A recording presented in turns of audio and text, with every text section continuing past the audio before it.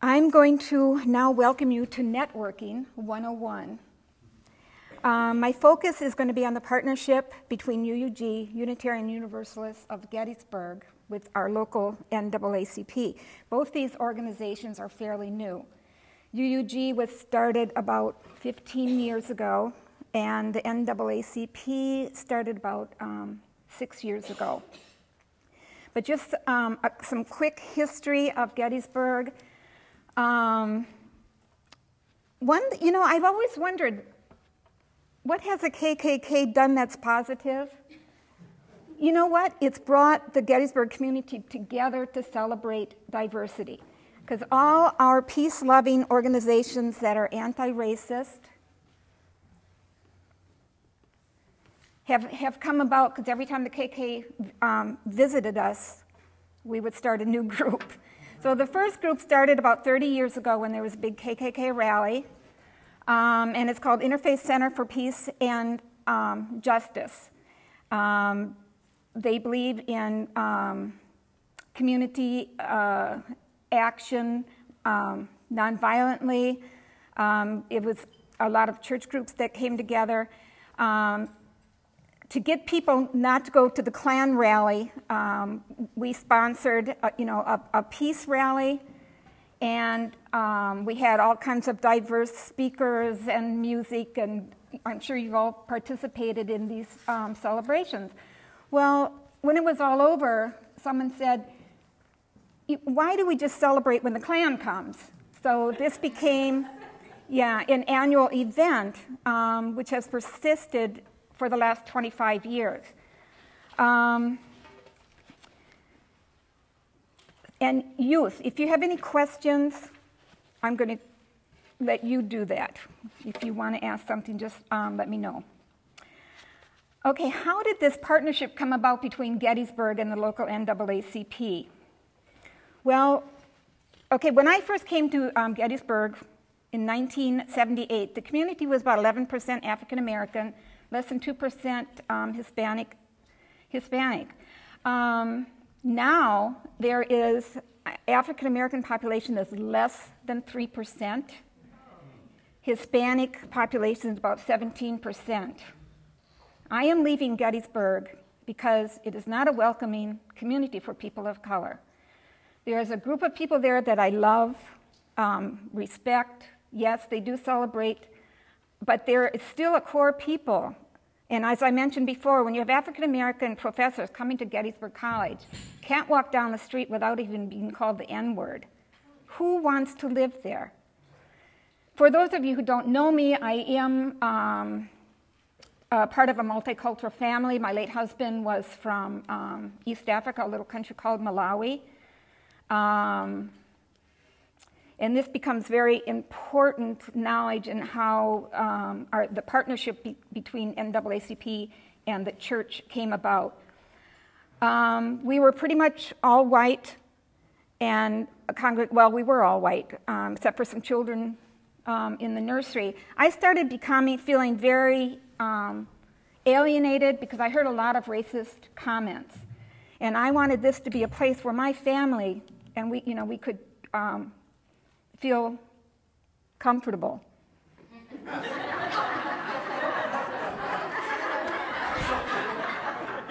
Your timing is perfect. Oh, I'm not sure what's funny, but thank you for making me laugh. You said comfortable as the microphone went in front of you. Oh, okay. Now I lost my train of thought. Oh, dear. I was going to make a point. Okay. You wanted to be comfortable. Yes. I became a UU when I was 19 at the University of Wisconsin in Madison. Number one, because I grew up Lutheran and I declared myself an atheist. But when I was introduced to Unitarianism in Madison, it was in the late 60s during the Civil Rights Movement.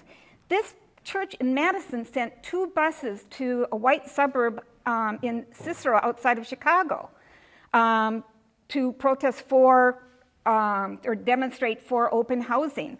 And all the people that went, I'm sure some of you saw these awful pictures on TV, the racial name-calling of the people in that community that wanted to keep it white. They threw rocks, they spit. It was terrible. I was so impressed with the Unitarian Universalists. I thought, oh my gosh. And so I got very involved. Now in Gettysburg is when I started finding out that, oh my gosh, there's some racist history in Unitarian Universalism.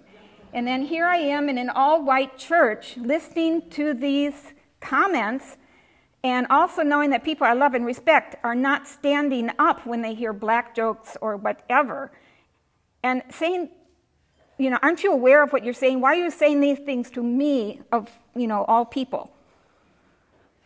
An example of this is, you know, you're so lucky that your husband got a job at Gettysburg College because of affirmative action. So these are the types of comments, and there's a whole bunch of them, but so I became very disillusioned. I wanted to leave my faith. And lo and behold, I go to a Journey Towards Wholeness conference like this, and in fact, I wasn't even at the conference. I was in another room, and there's Deb. Sarah, this is where you belong. She drags me over here. And yes, I am in the now with all of you people, because I can't thank you enough for being here, because you have reaffirmed my faith, and I know that this is what we have to do, and it's necessary, and that we can do anti-racist. We can train UUs, and we can become more aware. And the more I listen, the more I learn, the more I grow. I am becoming more patient, but I know you want to hear about the partnership. So we have one African-American female member at our church. Her name is Dr. Betty Baker. She has been a civil rights worker all her life, and are we lucky that she walked in through our door. But she's only been in the Gettysburg community about 6 years. So what she did was she wrote a letter to about 6 or 7 different churches, and she said, would you support the local NAACP? Betty was the vice president. So guess who responded? The Unitarians said, yes, we will support you. So Betty came to church, and she happened to come on the day that I was doing a presentation in celebration of Martin Luther King holiday. And I think it was when I was pounding on the podium when she said, for a variety of reasons. So Dr. Baker and another leader, a person of color in the community. And when I say a person of color in the Gettysburg community, I mean they're in their 70s and 80s. They've been there for generations. They grew up in the school system. Anyway, they came to me and said that the organization was going to fold unless I led the group. I had a lot of resources in the community. I'd been through a lot of racist incidents. They thought I was the person to do it. And my first response was, I'll do whatever I can to keep the organization going, but it needs to be a person of color. Betty Baker's one said, color has nothing to do with it. You just need to do this because you believe in it. I mean, you're right for the job. So that's where the partnership started. Paula, can you let me know what time? Because I don't have a watch or anything, so I want to make sure. 5 more minutes. Okay, very quickly, how we have partnered. We have 3 UUs on the NAACP board, secretary, vice president, and president. The black community in Gettysburg has their eye on our church. Now, many of them would change, except they have been going to their own church for 50 years. What they like is that we are very engaged in making Gettysburg welcome to all people because of our actions. We went into both black churches in Gettysburg. Actually, there are 3, but the AME church has only got about 3 or 4 members. We have registered over almost 130 new voters. We went into the high schools, which irritated the Republicans, so they called the school board and said they wanted equal time. And this was totally nonpartisan. So the superintendent wouldn't let the NAACP go back into the schools because they didn't want all this arguing between parties going on, but we weren't really a party. So that got stopped. Another important thing we did, and I think that this is so powerful because it's what other congregations can do, and many of you are already doing it. We have the Racial and Social Justice book clubs. We have the Racial and Social Justice Film Society. Well, when we started this in Gettysburg a couple of years ago, We had a lot of we made sure we had a lot of PR in the papers, you know, to hopefully get more people involved. Well, lo and behold, the Gettysburg Times was read by inmates at the Adams County Prison. We started getting letters addressed to our church. And we also have a monthly article in the local paper that we devote to racial and social justice issues. We have a UU professor who taught civil rights law. He did a review of Michelle Alexander's book, Mass Incarceration and the New Jim Crow. When the prisoners saw this, they started writing to us, and their complaints, these examples were like they just came out of Michelle Alexander's book, especially in Gettysburg. On the whole, they were saying that they felt so alienated, so alone, and they were under so much pressure by their own public defense lawyer to take a plea bargain. Because if you don't take that plea bargain, it doesn't matter whether you're innocent. If you don't plea bargain, you're going to be charged in Gettysburg by an all-white jury, and then you could get 25 years. So that's the type of story that we're hearing. Plus, their families on the outside, they're asking us to check on their children, that type of thing, get them into the peace camp that they read about in the paper. So now we are members of the local prison society, and we have someone that is going out to visit the inmates. One of the main things also we're doing is we are documenting bias incidents.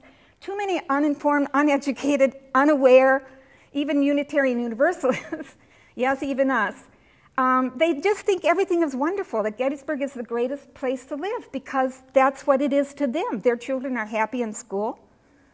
Their children don't have to listen to a teacher make a racist comment about biracial children. She's against interracial marriage because the children aren't accepted by either race, which several children have heard that in the classroom.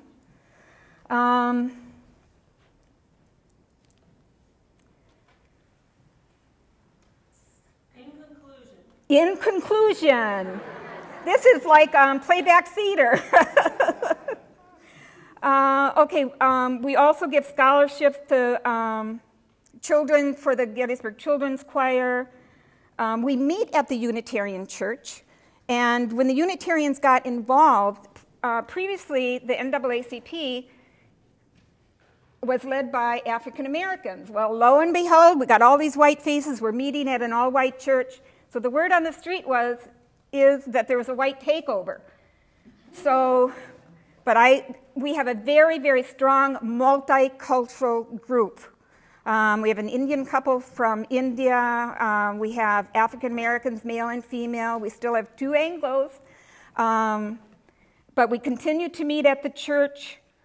In closing, the important thing I want to say is that we're doing this because we believe it is the right thing to do. We need to make that community more loving and welcoming to all. And if we don't do it, who's going to do it? And the people of color that are considered leaders in the community, their big complaint is that the black churches are not taking the lead, but this church is. And they have their eye on us. And I think, sure, it would be great if we become more diverse, but that's really not the reason we're doing this. We're doing it because we're UUs and we're dedicated to the cause, and it's part of our faith. I cannot be a UU and not do this work. And in the words of Julian Bond,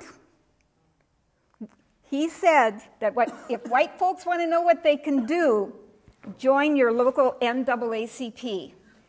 And the other thing I want to tell you is the Frederick Church, Frederick, Maryland. 150 people in that congregation. I was floored when they told me what they did.